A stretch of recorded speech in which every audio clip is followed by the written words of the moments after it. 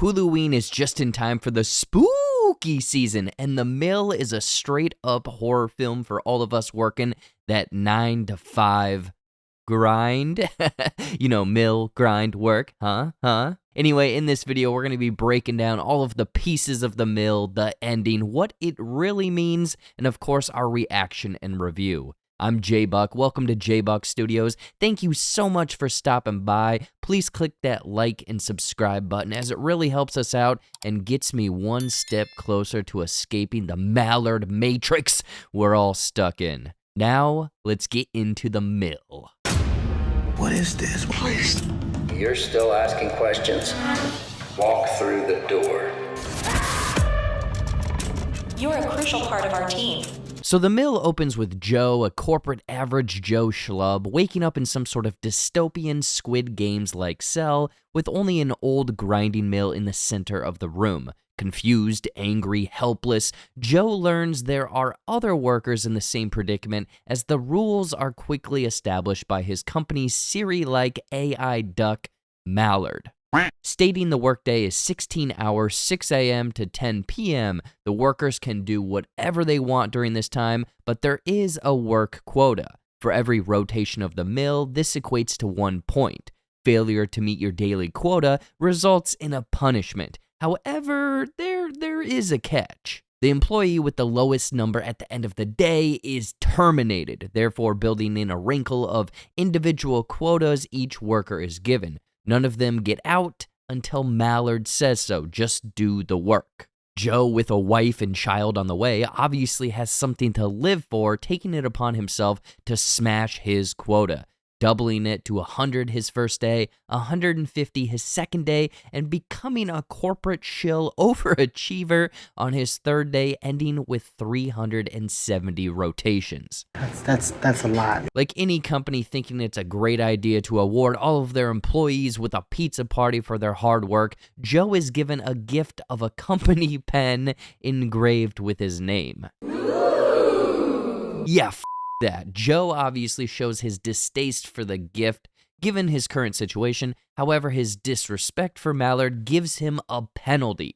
He must now complete 2 revolutions of the mill just to equate 1 point. So instead of 370, he essentially has to complete 740 rotations of the mill to meet his quota.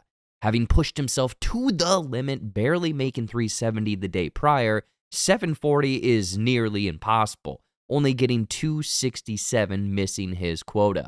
Mallard, the nefarious company they are, threatens Joe by saying that they, hey, we might hire your wife and then throw her into this same pit that you're currently in. Joe pleads and pleads, saying he'll do anything to hit his goals, almost having a psychological break, talking to himself, but is able to barely hit his goal, avoiding termination along with getting rid of his penalty. For a reward for his hard work, he is then granted a video of his wife and child in the hospital. Joe is a new father, desperately wanting to see his newborn baby boy, JJ, but now it's kind of unclear how long he's actually been in this place. Seeking any way out, he asks his buddy in the cell over who Alex is after finding the name carved into the bottom of his mill. The guy claims that Alex is the only one to actually escape from this place, telling him to look behind a pillar that's a blind spot from the Mallard's AI vision. Joe sees what he's talking about and basically Shawshanks his way out of there, only to be caught and thrown right back in. This escape attempt was not so team-friendly, punishing all of the workers with a quota of 1,000 rotations and breaking Joe's cell neighbor's leg as a further punishment. Joe's neighbor finally comes clean, saying he is Alex. What a twist! And unfortunately, the same thing happened to him as it did with Joe, but he still wanted there to be hope to the other cells and prisoners that someone could truly escape. Learning Alex worked in IT helped build Mallard, which essentially was an algorithm that created another algorithm and so forth. So how do you trick a computer? By not playing by the rules. Joe instructs everyone not to push their mill at all, a facility-wide mutiny, confusing the system because there would essentially be no bottom employee. Everyone has a final quota of 0. However, this perfect plan goes awry as the last few minutes others start to push the mill in the most anti-union scab move, resulting in Alex having the lowest completed quota that day. Joe, visually upset, curses Mallard's company culture, which essentially terminates himself from the company as a dozen human resource employees come into the room to watch and validate his termination from the company. But as the guard, or I guess executioner, attempts to stab Joe with an unknown substance, Joe snaps, attacking the guard, which in turn allows Joe to be promoted to level 9 management if, and that is if, in turn, he terminates the guard. Joe knows this is his one and only escape, but he's not a monster, instead exclaiming that he quits. Fucking quit! These must have been the magic words as Joe wakes up in a meeting room with several other employees, all with these weird nodes on their head. All, and I mean all of this, was a computer simulation, the advanced career training simulation mentioned in the opening of the movie. An HR rep, the same guard Joe had just beaten in the simulation, congratulates Joe on completing the simulation, learning that he had only been in there for 60 minutes. And in doing so, Joe found a new appreciation for Mallard and receives his much sought-after promotion. Led to the upper levels of Mallard and given his new office, he signs a pile of paperwork, given his new work and quota duties, and that is it. Joe freaking did it, got what he had been working for, so he calls his wife to let her know. However, we quickly learn that this is something that he had never done before, call his wife during work hours. He tells her about the great news, but he'll unfortunately have to work late, even though this time it's different. Joe hangs up the phone, looks directly into the camera, and says, I'm gonna burn this motherfucker down. As the movie ends with a quick flash of his terrifying time in the mill cell.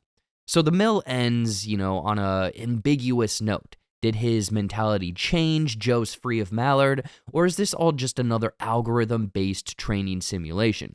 Personally, I think Joe is still trapped in the Mallard matrix. Previously in the film, Alex claims that he built the algorithm, which then built another algorithm, and they don't even know how it all works. Sure, Joe moved up in the company, but it's all just a different, more clean and shiny version of what he had done before. The HR guy even says that he doesn't know how many levels there are in Mallard, again hinting at the algorithm in an algorithm, and his new office looks like the same as his cell did, just only, cleaner and fancier. Mallard claims to employ people for life, so Joe is no doubt stuck here. Heck, even the Yankee Doodle whistle tune the HR guy whistles gives a hint to Joe still being trapped in the Mallard and what's to come. History lesson time. So the familiar Yankee Doodle song was said to have been changed in the 1970s to mock American settlers, calling them dandies, portraying them as rude, crude, and cowardly. At this time, the Brits had control over America,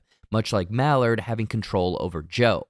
But this led to the conflict between King George III and the Americans, therefore the Revolutionary War. So I look at Joe's newfound distaste for Mallard in the same light as the Americans versus Great Britain at this time.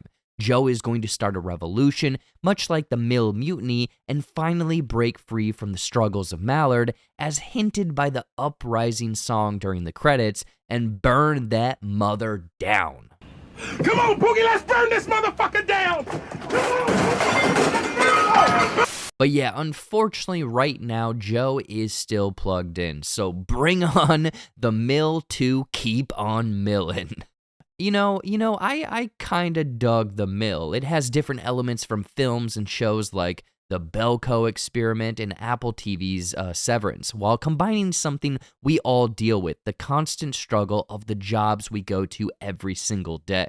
There is enough intrigue and breadcrumbs to keep you interested in the mystery, waiting for small reveals leading to the end of Joe's journey. Heck, I thought Lil Rel Howery did a great job of showing the emotional toll of his character, combining with the themes of work. That's basically the biggest takeaway for me. Don't let work consume you because you are disposable. Basically a number on a spreadsheet to everyone. I'm going to give The Mill a 6 out of 10. I know it may sound a little lower than everything I just said, but I feel like there could have been some bigger twists and turns. Everything that happens feels like a dragged out episode of Black Mirror, kind of hitting on the same day-to-day mill pushing, because at roughly 50 minutes, I felt the momentum of where things were going halt drastically. Well shot, nailing the claustrophobic trapped feeling, but even some themes of AI, work-life balance, and corporate greed are touched on but not fully explored. Anyway, that is everything for the mill, something we can all relate to. I don't know. The more I think about it, the more I kind of liked it. But what did you think of the mill and that ending? Do you think Joe was fully able to break free from Mallard and finally find a healthy work-life balance? Let me know your thoughts and comments and everything in the comments below. Also, giveaway competitions have started up, as we'll be giving away 2 copies of Across the Spider-Verse on the 15th of October, and all you gotta do to get a chance of winning this is like this video, make sure to subscribe with notifications on, and drop a comment below with your thoughts on the mill. We picked the comments at random, and the winners of our last giveaway are on screen right now. So if that's you, please message me on Twitter, Instagram, or Facebook at my respective handles. And if you haven't, please check out all of my other social media accounts for my Shorts and Clips YouTube channel, TikTok, Instagram, Facebook, everything. Please and thank you. Any and all support really helps me keeping this channel going and creating these high quality videos for all of you. So yeah, I really appreciate it. I'll see you in the next one. Bye-bye.